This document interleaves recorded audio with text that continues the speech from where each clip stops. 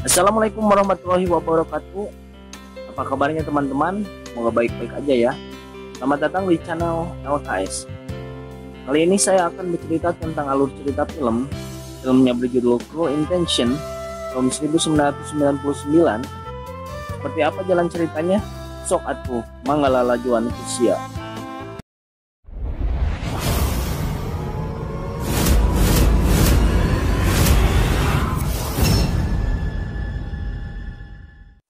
Film diawali dengan seorang remaja pria berkacamata hitam mengendarai mobil Jaguar klasiknya mengarungi jalan layang menuju ke sebuah tempat.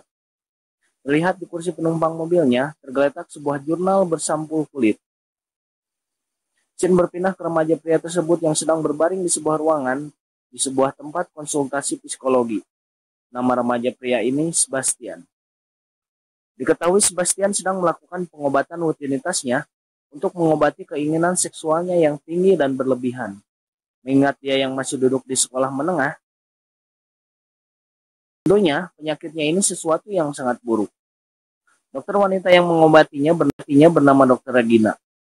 Tampak di sela-sela konselingnya, Dr. Regina memberikan sebuah buku yang nantinya akan ia masukkan ke tagihannya Sebastian. Tampak Sebastian dengan serius mengikuti konseling tersebut. Tapi sebenarnya Sebastian tidak ingin disembuhkan dari kebiasaan buruknya. Pengobatan ini ia jalani hanya untuk menghindari masalah dari orang tua dan pihak sekolahnya. Singkat cerita, sesi pengobatan pun selesai. Sebastian pun berpamitan dengan Dr. Regina, dan baru saja Sebastian keluar dari ruangan Dr. Regina mendapat telepon dari anak gadisnya. Sambil menangis, anak Dr. Regina ini mengadu bahwa telah dipermainkan oleh seseorang pria. Dan parahnya, foto tanpa busana si anak gadis tersebut disebarluaskan melalui internet dengan meme sampul buku milik ibunya Dr. Regina.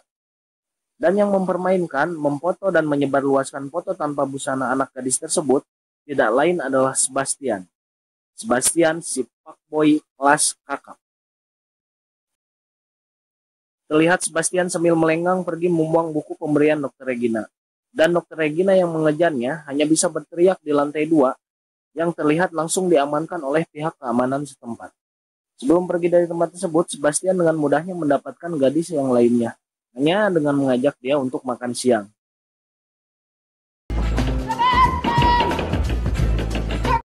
Oke, sampai di sini saya jelaskan dulu sedikit tentang Sebastian ini ya, agar kalian bisa lebih memahami alur cerita daripada film ini.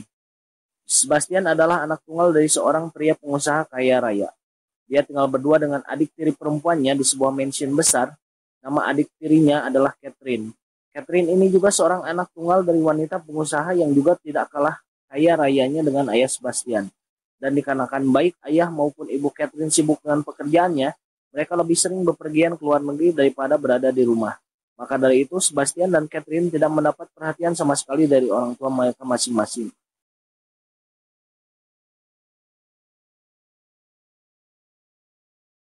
Mereka berdua punya segalanya untuk ukuran anak remaja. Tampang yang rupawan, uang, popularitas, dan nama besar orang tua mereka masing-masing. Dengan semua itu, mereka bebas melakukan apa saja di lingkungan kota mereka dan sekolah mereka. Sebastian mempunyai reputasi yang buruk. Dia dikenal sebagai tukang gonta-ganti pasangan. Bahasa kekiniannya mah fuckboy. Berbeda dengan Catherine yang dikenal sebagai pribadi yang baik, dia ketua OSIS di sekolah ternama bernama Manchester, sebuah sekolah yang diperuntukkan untuk anak-anak dari orang kaya dan terpandang. Catherine juga dikenal sebagai gadis yang alim dan panutan bagi siswi-siswi yang lainnya. Tetapi itu hanya di luarnya saja. Sebenarnya Catherine lebih busuk dibandingkan Sebastian. Dia penuh tipu daya dan muslihat, penakluk pria-pria, dan yang parahnya lagi seorang pecandu kokain. Tapi yang membedakannya dengan Sebastian, kalau Sebastian tidak pernah takut keburukannya terlihat, sedangkan Catherine pintar untuk menyembunyikannya. Diketahui juga kalau Sebastian ini tergila-gila dengan adik tirinya. Catherine pun menyadarinya, namun sepengetahuan Catherine, Sebastian hanya ingin tidur dengannya.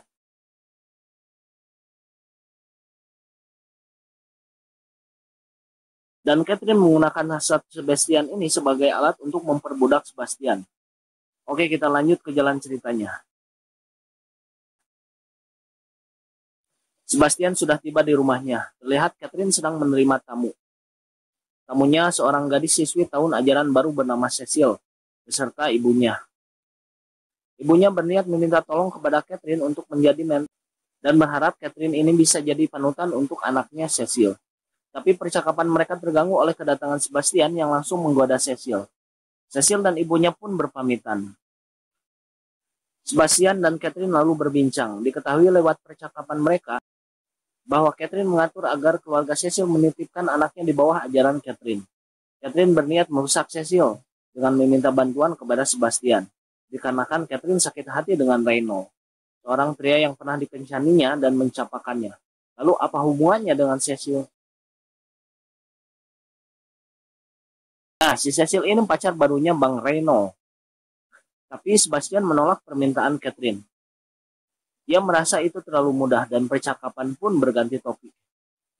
Sebastian menceritakan kepada Catherine bahwa dia sedang dalam misi menaklukkan gadis bernama Annette, gadis alim dan perawan ting-ting dari keluarga terpandang di kota Kansas, yang akan bersekolah di tempat Sebastian dan Catherine bersekolah juga.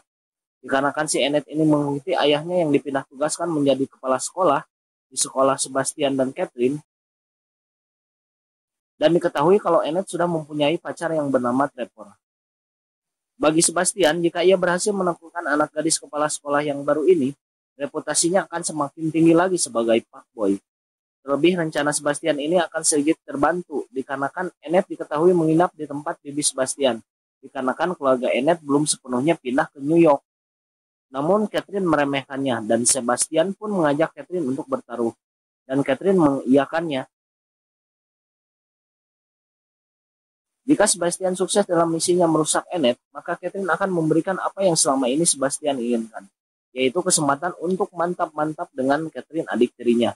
Tapi jika Sebastian gagal, maka mobil Jaguar Roadster tahun 1956-nya akan menjadi milik Catherine, dan Sebastian pun menyetujuinya. Keesokan harinya, Sebastian sudah berada di rumah bibinya.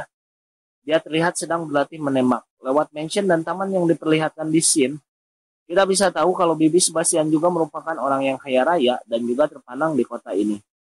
Enak bener, punya keluarga semuanya kaya raya. Tak lama Annette dan bibi Sebastian pun terlihat sudah pulang dari berkudanya, yang langsung menghampiri Sebastian. Bibi Sebastian memperkenalkan Annette dengan Sebastian dan menyuruh untuk mengajak Annette berkeliling mansion. Sebastian dengan semangatnya meraih tangan Annette dan langsung mengajaknya berkeliling. Untuk selanjutnya nama Sebastian saya singkat aja jadi Sebas ya, karena terlalu panjang. Tanpa pakai lama lagi, Sebas langsung melancarkan speak demi speak khas fuckboy kelas kakap. Tapi sayangnya Annette sudah terlebih tahu. Dia diberitahu reputasi Sebas yang seorang fuckboy oleh seseorang. Sebas terlihat kesal dan memutuskan untuk meninggalkan Annette. Scene beralih ke Cecil yang sedang les alat musik cello dengan seorang tutor pria berkulit hitam yang bernama Ronald. Cecil terlihat putus asa karena tidak bisa-bisa. Maka dari itu Ronald dengan setengah memeluk Cecil dari belakang mengajarinya. Dan terlihat Ronald ada hati dengan Cecil. Dan Cecil pun yang tadi terlihat putus asa seketika menjadi menikmati sesi les tersebut.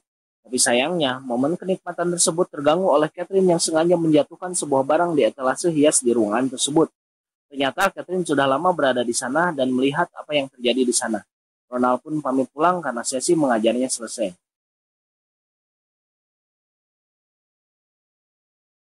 Scene kembali beralih ke Sebas yang sedang berada di kediaman temannya yang bernama Blaine. Dia curhat soal rencananya menaklukkan Annette yang terancam gagal karena ada orang yang duluan mengadukan soal reputasi buruknya Sebas ke Annette. Blaine memberikan sebuah informasi bahwa satu-satunya teman Annette di sini ialah orang yang bernama Greg. Yang mana Greg ini satu kampung dengan Annette di Kansas. Bisa disimpulkan bahwa Greg lah yang mengadu ke Annette. Blaine pun memberikan informasi bahwa Greg itu penyuka sesama jenis dan pernah jeruk makan jeruk dengan Blaine. Berbekal info tersebut, Sebas dan Blaine berencana untuk menjebak Greg dan menempatkan Greg di posisi yang mau melakukan apa saja yang disuruh Sebas.